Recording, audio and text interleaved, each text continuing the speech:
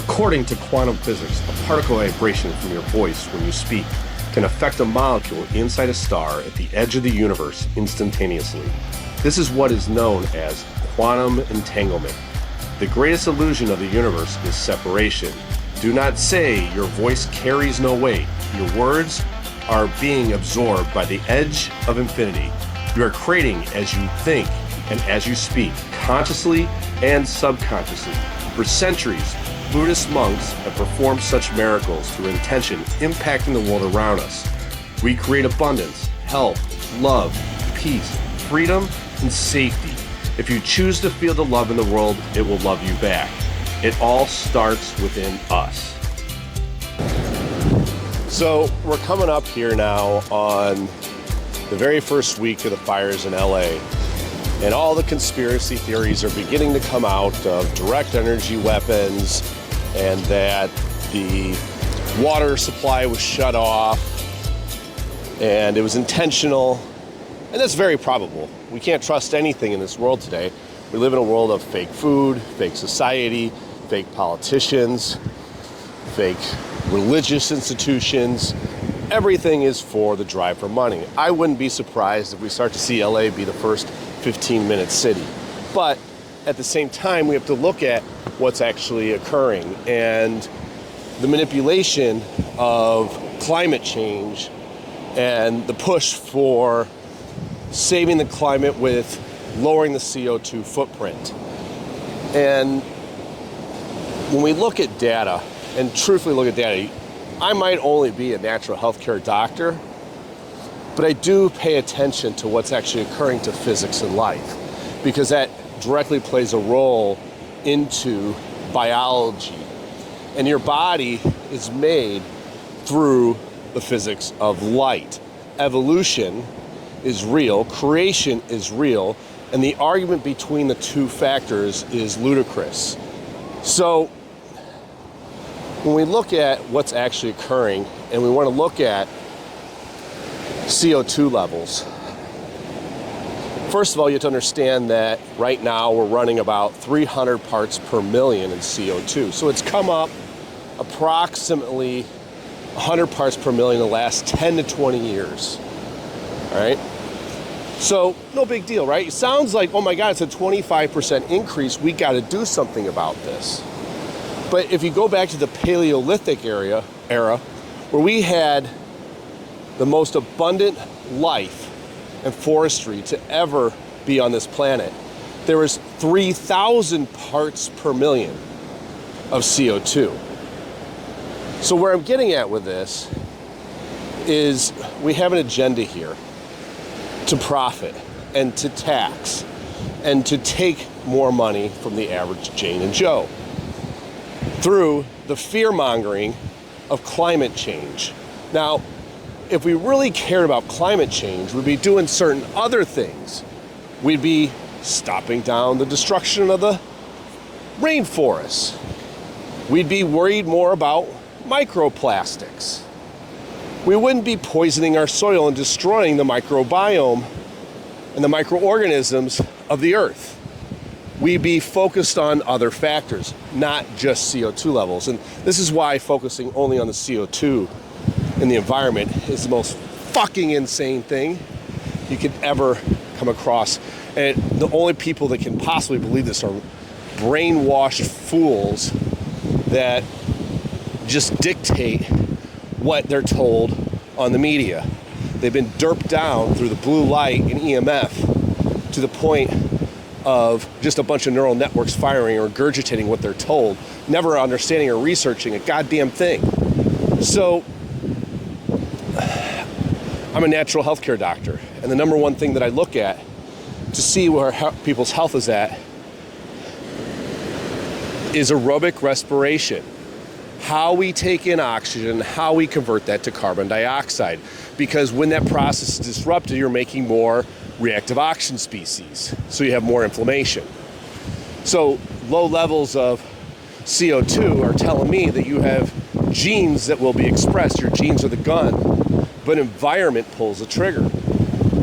When redox pathways are broken, you don't make enough CO2, you have peroxynitrate, you have hydroxyl radicals. You have high glutamate. You have high superoxide. These are all free radicals that when we don't make enough antioxidants, deteriorate cellular health, deteriorate your body's ability to make ATP. You know, you listen to the sheep bots and they're like, mitochondria is a key to health, right? They just regurgitate what they're told without any fucking understanding of true health and how the system really works. And the system really works from taking an oxygen converted to carbon dioxide. In order to make energy, the most efficient way is through glucose and oxygen. Oxygen being an electron acceptor. So we need to understand that CO2 levels and high CO2 levels aren't really a bad thing, right? They're just part of life. And you need CO2. Actually, you live longer in a higher CO2 environment. So when there's high carbon dioxide in the environment, it activates these histones. And the histones comprise your chromatin that make up your DNA. So the DNA will actually unwind and relax, and genetic expression actually stops. So when we look at the food supply, everybody loves to blame the food, and I think food is lower on the totem pole of focusing on health. But when you look at the food supply and how tainted it is and how sick everyone gets, right? It's all corporate greed. Well, it's no different with climate change. It's corporate greed.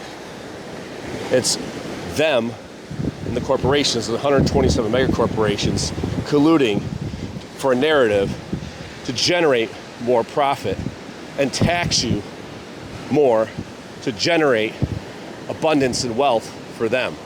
They want to extract from the many to distribute to the few. That's just how the society's set up, right? Fake food, fake politics, fake news. It's all a fake society because people don't take time to research and understand. And who am I, little man, to be audacious enough to speak out against the narrative? I can't be smart enough. No way, that's not possible. But maybe you need to think twice of why your life sucks, because that narrative, those narratives and belief systems you have are exactly why you might be in the situation you're in and your health is actually suffering. So what I want to do is lay all these factors out and put the pieces together for you so it gives you a little bit of critical thinking.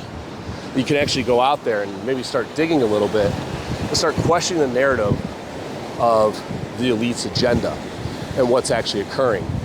So when it comes to these fires that are going on in California, and there's not a good, a bad, right, left. There's an agenda between all of them and they all collude. So when we look at, I want to cover 5G on this one because this is part of climate change. And if we really truthfully cared about the planet, we wouldn't be having these non-native electromagnetic fields. We wouldn't be having these non-native light sources that exist. And they work in similar wavelengths and frequencies. So you have to go back to physics, right? The physics of light and how light created evolution and created life. Because that's why our planet exists, is from the original zinc spark, the Big Bang, that caused life and caused hemoglobin to come to existence and eukaryotic life to begin. Because your mitochondria are actually just a bacteria that's evolved to being able to utilize oxygen. And so when I talk about not just 5G, 3G, 4G, right? 5G is just millimeter waves, but 3G and 4G are microwaves. So when you wear those earbuds in your ear, you're actually sending microwave signals through your head that hit the thalamus and affect all your sensory nerves. They're demyelinating your nerves. But we got to understand, I look at cellular health. So what occurs when we get exposed to the 4G, 5G, 3G, these microwaves and millimeter waves? It's non-ionizing EMF, right? What happens? Well, you have voltage-gated calcium channels in your skin that pick up that reception, which drives intracellular calcium. With that moves iron, but drives intracellular calcium, and that uncouples nitric oxide, which you form peroxynitrate. Those free radicals, remember peroxynitrate, superoxide, those things are causing free radical damage. They're permeating the cell, and they're actually causing cellular degradation. It's degrading your protein structures. It's oxidizing your fats. It's causing fatty acid. What do you want to say? Lipidation, right? So it's degrading all cause function of your organs and glands slowly over time. It's not something that happens right away. Well, when we look at all life forms, every bit of life, all life matters. Remember, thoughts move electrons, and every bit of matter contains consciousness because it contains electrons. So when we're talking about the cellular health of us and the exposure to non-native electromagnetic fields, we got to look at what's actually occurring on all life. And when we're talking about plants and other life on this planet, they contain consciousness as well. Just because that plant doesn't scream when you kill it doesn't mean it is not living. Doesn't mean it doesn't have consciousness. So here's the deal. All life matters, and because you are exposed to non-native electromagnetic fields and these millimeter wavelengths, the plants are exposed to that same exposure, and we are both carbon-based beings, carbon-based semiconductors of light, meaning that when you're exposed to RF frequencies like your Wi-Fi and artificial light, it acts as a semiconductor, and it's the photoelectric effect, and changes the wavelength. So in other words, what's happening is you drive intracellular calcium and the plants get intracellular calcium because you're both carbon-based. So being that you're both carbon-based,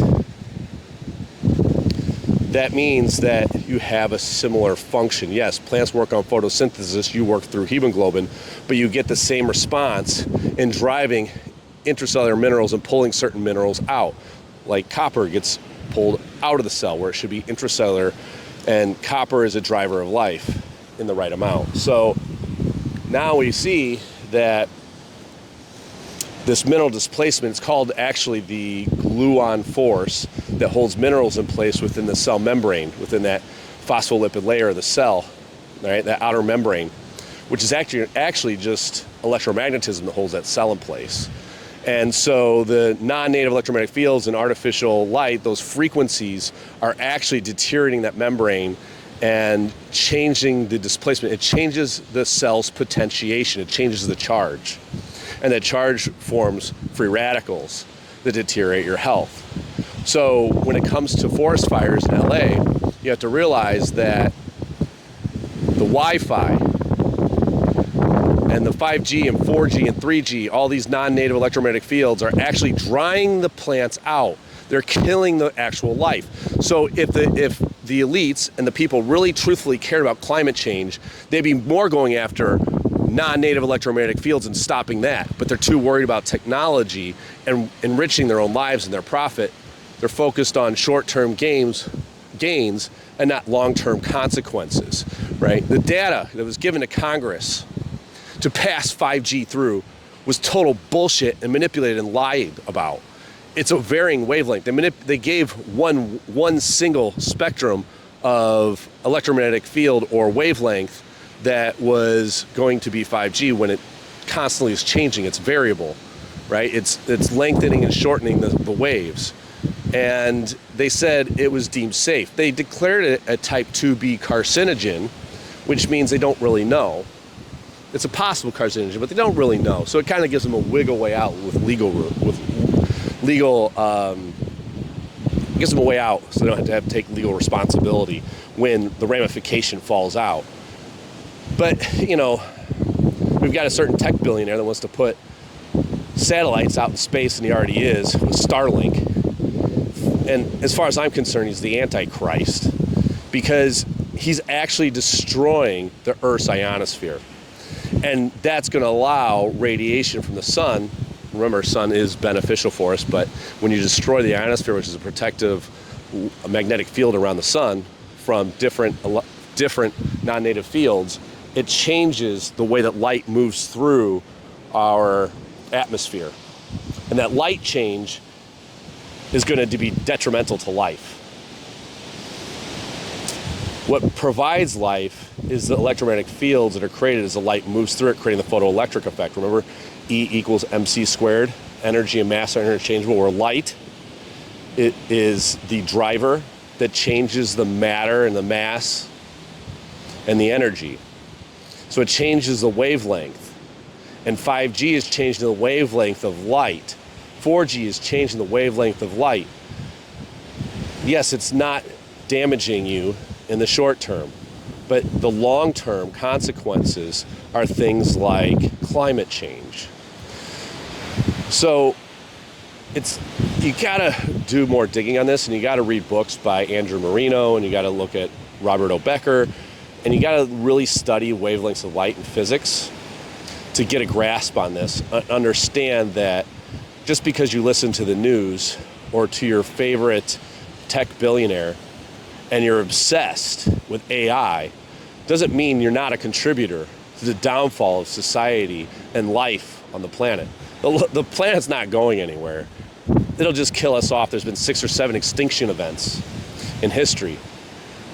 And we'll just be another extinction event that the Earth decides to wipe out and then recultivate a new species, because that's how light works. And this isn't going to happen in 10, 20, 30, 40 years. It's going to evolve over time. And by you awakening and changing your energetic frequency, you can actually have an impact on that. Yes, your mind and heart actually generate an electromagnetic field that changes the light spectrum, slows the time clock, forming your reality in front of you. So you have an impact just by changing yourself. You can't force the world to change, because a courageous man wants to change the world, but a wise man begins with himself. So as you change your views on the world, you have an impact on the outside world around you. So I just want you to not just go down the conspiracy rabbit hole, because we don't really know, and you're going to be trying to figure it out, and people don't, we don't really have the resources and tools, and, there's budget cuts in LA, and they cut back on the fire department budget, and they laid off essential workers. There was a lot that was done, and whether it was deliberate to put in a 15-minute city, I think some of it was, but I don't have any real evidence, and I don't think there's anybody that truthfully does. What I would do is just focus on what you can change, and just realizing just by changing your thoughts and beliefs, you create an electromagnetic field. And that electromagnetic field changes the wavelength of light. And as you awaken, you invite other people to do the same. And that's how we make a radical movement, a radical change. February 21st through 23rd, I'm actually holding a summit. It's a free tour. The first one is going to be in Chicago, where I cover the basics of water, food, rest, exercise, mind, environment, and posture, and all the necessary means to take your oxygen and convert that to carbon dioxide efficiently, so you can stop the gene expression, so you can change your life. So not just change your health, but actually change your entire life through your vibration frequency, attract in different experiences. It's the inner game that changes the reality around you. So this journey starts within you. Don't focus on the conspiracy theories. Focus on yourself. There's nothing enlightening about shrinking so that other people feel secure around you. You're born to manifest the glory of God, and it's in every one of us. So join us in Chicago, February 21st through 23rd, and learn the skills you need to improve your CO2 production.